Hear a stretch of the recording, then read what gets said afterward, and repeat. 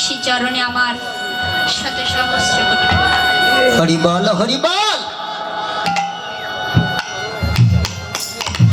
আমি ভজন বিহীন, সাধন শূন্য। কিভাবে কীর্তন করতে হয় তেমন কোনো বিদ্যা বুদ্ধি আমার মধ্যে নেই। তবে আপনারা যদি এই অধমকে কিঞ্চিত পরিমাণ কিছু আশীর্বাদ দান করেন, তাহলে হয়তো এই অধমের বদন দিয়ে একটু কৃষ্ণ কথা হরিকথা হলেও হতে পারে। তাই আপনার সকলে মিলে আমাকে একটু অনুধ্বনি হরিধ্বনি দিয়ে আশীর্বাদ করবেন, আমি যেন জনম জনম করে আপনাদের মাঝে গাইতে হরি বল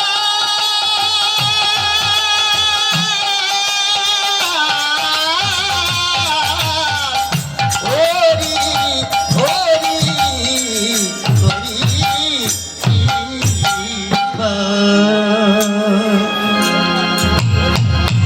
তো মাগো, সর্বপ্রথমে আমরা একটু গুরুর কথা আলোচনা করব।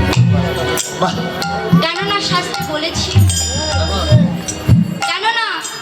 বলেছেন গুরু ছিঁড়ে যে কৃষ্ণ ভজে, গুরু ছিঁড়ে যে কৃষ্ণ ভজে সেই জীব একদিন আমাকে। তাই তো রামকৃষ্ণ পরমহংসদেব একটি সাগরের কিনারায় দাঁড়িয়ে আছে। আর তখন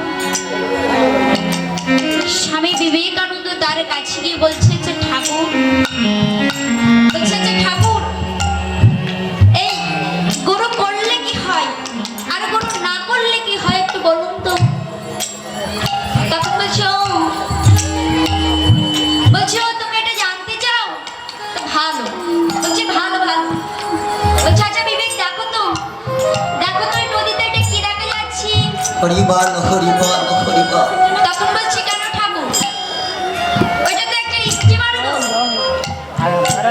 বলছি দেখো তো স্টিমারের পিছনে ঠিক কি দেখা যাচ্ছে? তখন বলছি কেন ঠাকুর, ওইটা তো একটা ডিঙি নৌকা গো।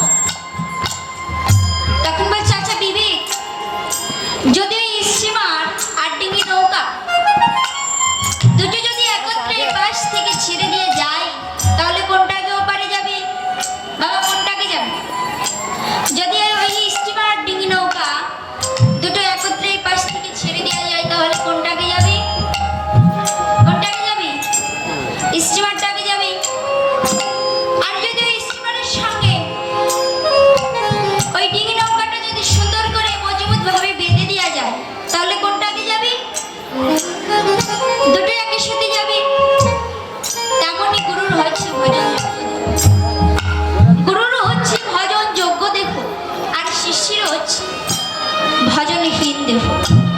তাই যদি কোনো শিষ্য তার গুরুকে ভক্তি রুদ্র দ্বারা বেঁধে রাখতে পারে, তাহলে গুরুর সঙ্গে শিষ্য ভব নদী পার হয়ে যেতে পারে। হরি বল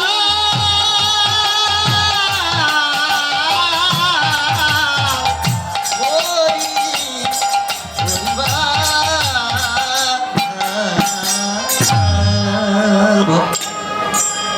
তাই তো ভক্তি আছে যার মুক্তি আছে।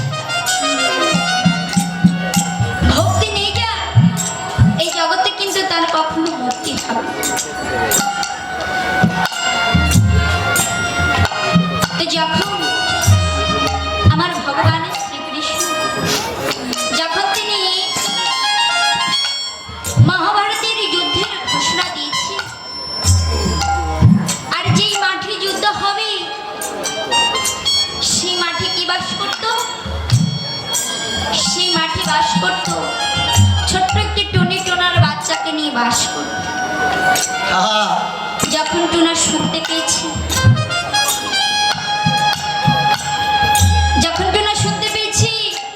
ওই মাঠে নাকি যুদ্ধ হবে, তখন টুনা উঠতে উঠতে এসে তার টুনির কাছে বলছে, রে টুনি, দেখ না রে, এই মাঠে নাকি যুদ্ধ হবে, আমরা নাকি কেউ বাঁচবো না, চল না রে আমরা পালিয়ে যাই। বলছে চল চল আমরা পালিয়ে যাই। তখন টুনি বলছে তুমি গেলে যাও, আমি যাব না। বলছে তুমি গেলে তখন আজ টুনা বলছে, রে টুনি, তুই যদি এখানে থাকিস তাহলে তুই তো মারা যাবি। চল না, এর থেকে ভালো হবে চল আমরা চলে যাই। বলছি আমি মারা গেলেও যাবো, তবু আমি এখানেই থাকবো, আমি কোথাও যাব না। তখন মাগো আজ তখন টুনি বলছি, তুমি চলে যাও, আমি যাব না। টুনা বলছে, ওরে দেখবি কাল দেখবি কত বড় বড় রথি, কত বড় বড় মহাযুদ্ধ, কত বড় বড় হাতি, কত বড় বড় ঘোড়া, হরি বল। দেখবি সকলেই মাটির সঙ্গে পিষে যাবে। আরে দেখ আমরা তো ছোট্ট ছোট্ট পাখি, তুই ভাবছিস আমরা বেঁচে যাব? আমরা কখনোই বাঁচবো না, চল তাহলে আমি পালিয়ে যাই। বলছি তুমি গেলে যাও, আমি যাব না। আমি যে এতদিন আমার গোবিন্দকে ভালোবাসলাম, আমি তো এতদিন কৃষ্ণকে ডাকলাম, শিশির বেলায় কি আমাকে দেখতে হবে না কৃষ্ণ আমার কি রেখে গিয়েছে? হরি বল, হরি বল। তাই আমি বলছি আমি যাব। তখন আজ টুনা কি করেছি, টুনা তার প্রাণ ভয়ে পালিয়ে গেল। আর টুনি তার বাচ্চাকে বক্ষে জড়িয়ে ধরে বেগুন গাছের তলে বসে আছে। পরের দিন যখন যুদ্ধ শুরু হবে, দুই পাশে সৈনিক দাঁড়িয়ে পড়েছে। আরে যেখানে দাঁড়িয়েছে দুর্যোধন রাজা,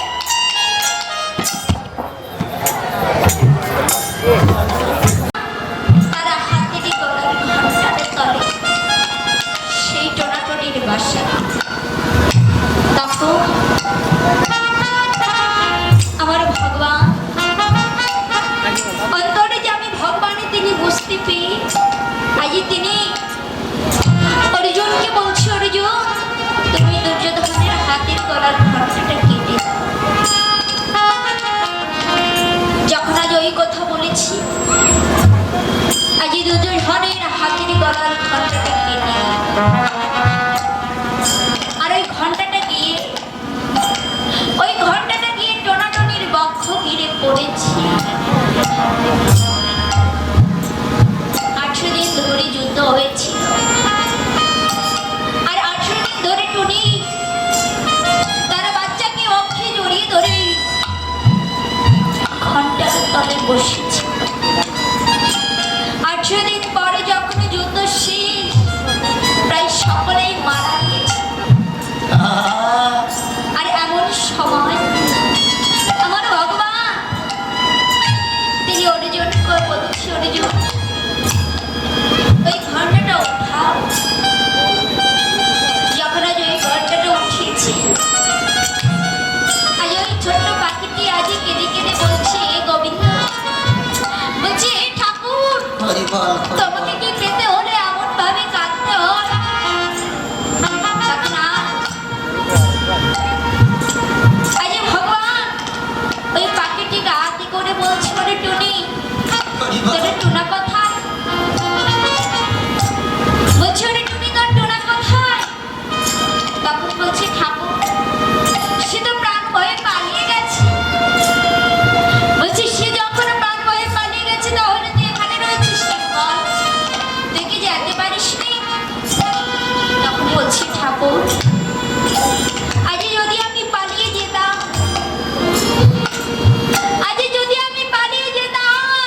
তাহলে কি আমি তোমাকে দর্শন করতে পারতাম? এই দেখো আমি পালাইনি, বিধায় আমি তোমাকে দর্শন করতে পারি। তাই তো ভক্তি আছে যার, ভক্তি আছে না। ভক্তি নেই যা এই জগতে, কিন্তু তার কখনো মুক্তি হবে না।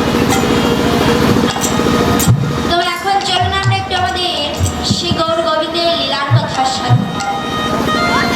তো আমি আর আমার এই গৌর গোবিন্দের লীলার কথা এই একমুখ বদন্তি কতটুকুই বা বলতে পারি। যে চতুর্মুখ ব্রহ্মা তিনি তার 4টি বদন্তি আমার এই গৌর গোবিন্দের লীলার কথা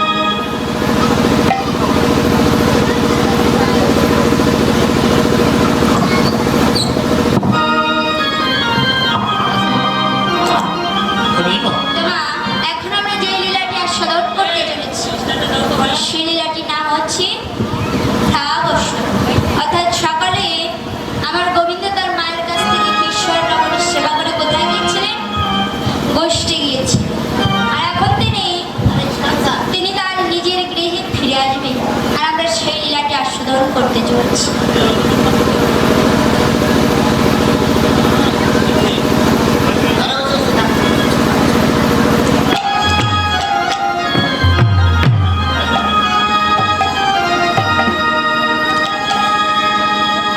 ওরে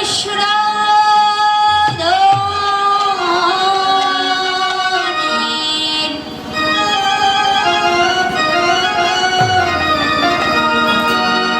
তীরে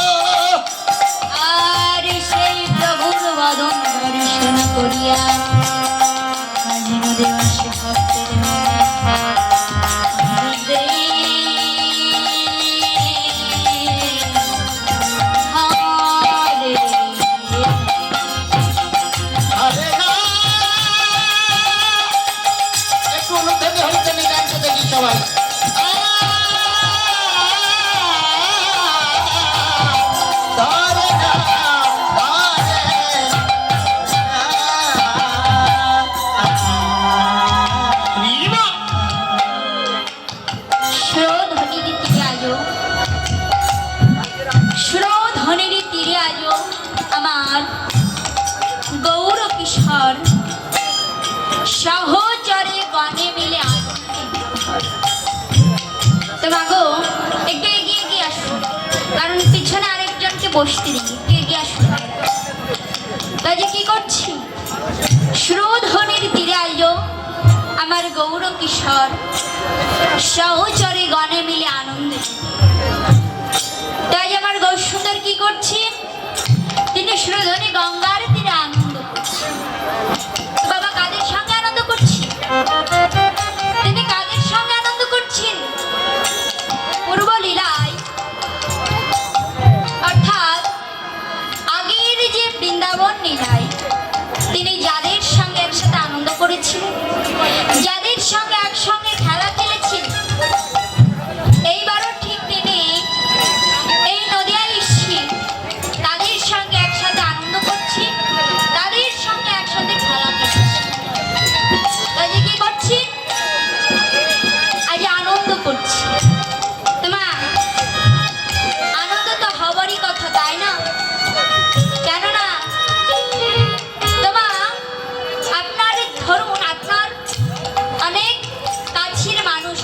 ভালোবাসার মানুষ যদি একবার হারিয়ে যায় বা দূরে চলে যায় তাহলে কিন্তু বড় কষ্ট হয়। আর যদি একবার ওই মানুষটির কথা কি একবারে যদি এসে বলে তাহলে কিন্তু শুনতে বড় মধুর। আহা আর যদি একবার তার দর্শন পাওয়া যায় তাহলে যে কত আনন্দ হয় কত ভালো লাগে সেটা কিন্তু কখনো বলে বোঝানো যায় না। তাই যে কি করছি আমার প্রভু তিনি তার হারিয়ে যাওয়া বন্ধুদেরকে হারিয়ে যাওয়া কাছের মানুষদেরকে আজ কাছে পেয়ে কি করছি আজ আনন্দ করছি। তো মাগো ভেবে দেখুন আমরাও তো একদিন আমাদের প্রভুর কাছে কেঁদে কেঁদে বলে এসেছিলাম। কখনো বলেছিলাম হরিবল কোন সময় বলেছিলাম বাবা যখন আমরা মাতৃ গর্ভে ছিলাম আর তখন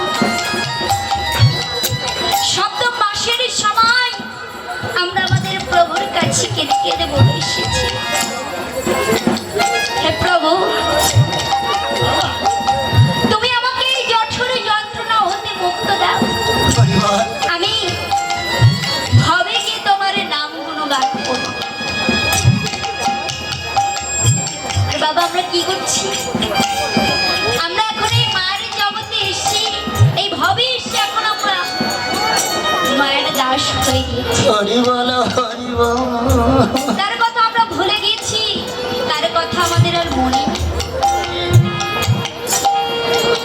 তাই তো যে নিত্য কৃষ্ণ দাস যা বলে গেল সে কারণে মায়ের ফাঁসি বলে তো দেখুন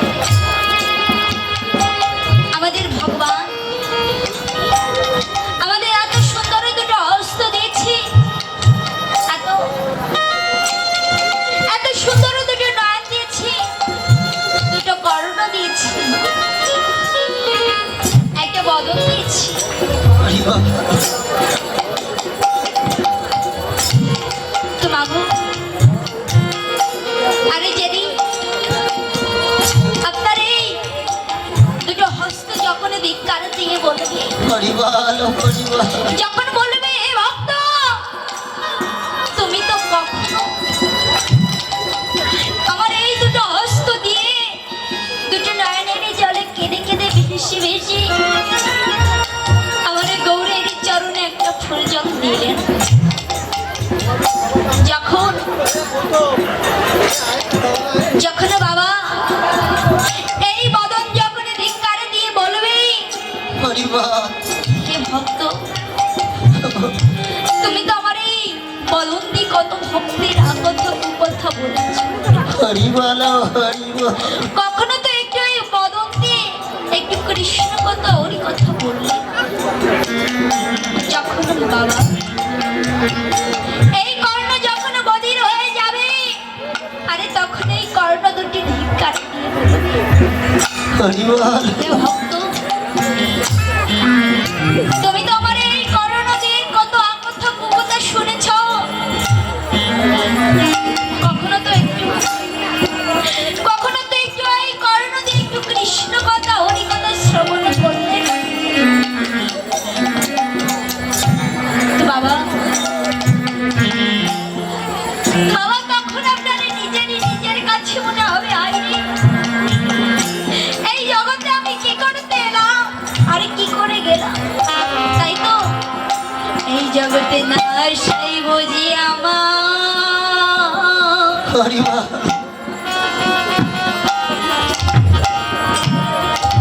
বুঝি ভালো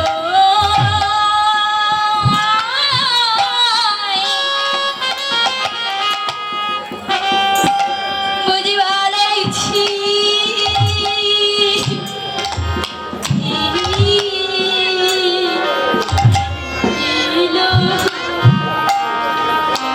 এই জগতে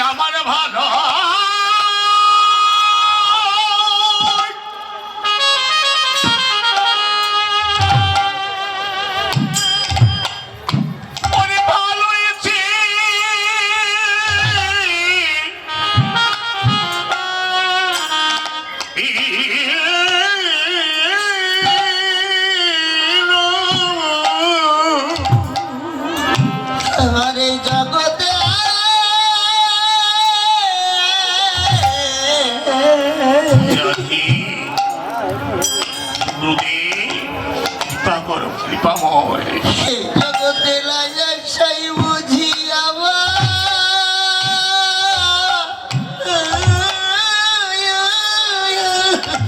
আহারে আমার ভালো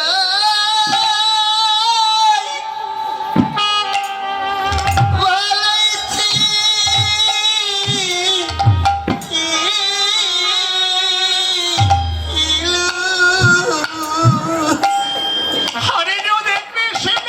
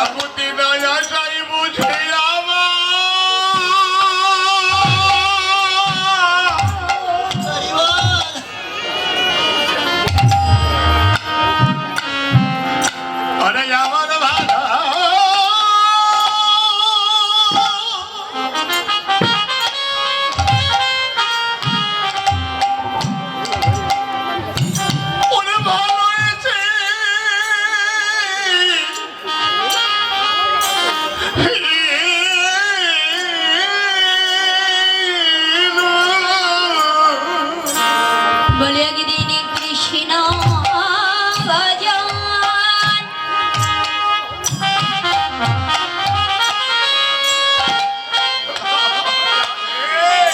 বলে আমার হলো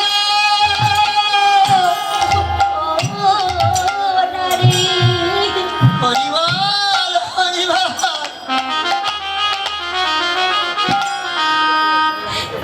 এই জগতে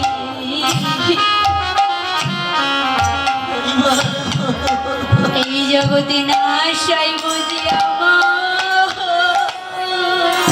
হরিবল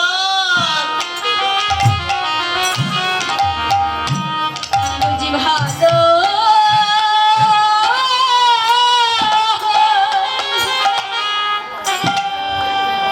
বুঝি ভালাইছি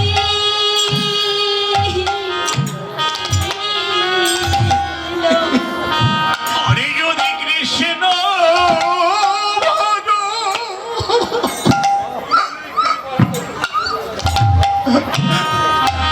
হরে কৃষ্ণ ভজ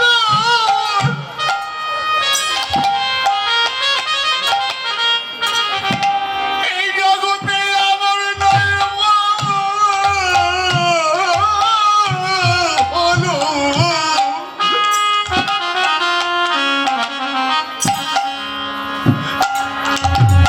এই জগতে রাজা ছাই বুঝে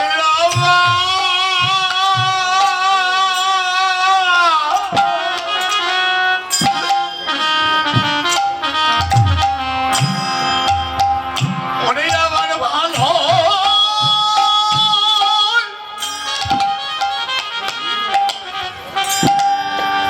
অনেক ভালো হয়েছে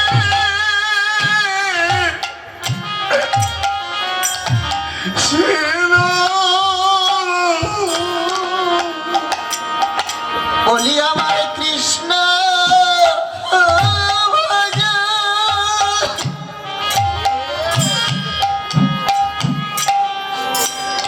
ওই যে কৃষ্ণ ভজন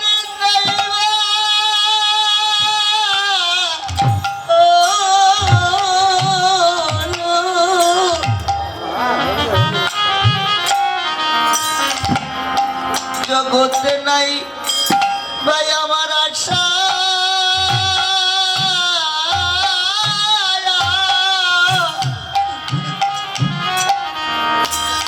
নাশাই বুঝি ভালো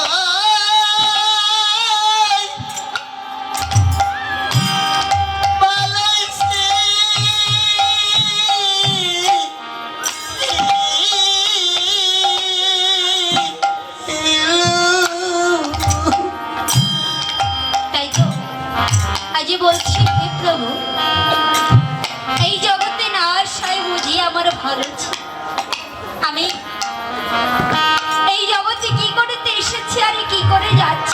হরি বল। আমি তো একদিন এই গৌর বলে দুটো নয়নের জলে কেঁদে কেঁদে দুটো নয়নের জলে কেঁদে কেঁদে ভেসে ভেসে আমার এই গৌরের চরণে হরি বল হরি। তাহলে আমার এই জগতে সে কি বা হবে? হরি বল। তাই তো আমার এই জগতে নাশ হয়ে বুঝি ভালো ছিল। তো বাবু ভক্ত হরিদাস হরিদাস সে কে গো? যে যে দিনে 3 লক্ষ বার হরি নাম না জপ করে 1 ফোঁটা জল স্পর্শ করে সে হচ্ছে ভক্ত হরিদাস।